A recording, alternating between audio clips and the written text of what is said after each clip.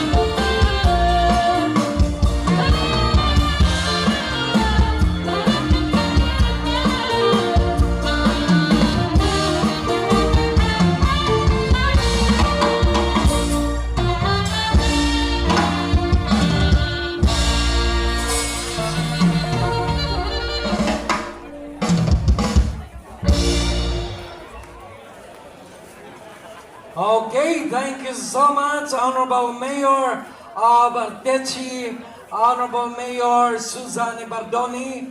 Likewise, and your partner, the Honorable Vice Mayor of the City of Borongan, Honorable Vice Mayor Iman Josongko.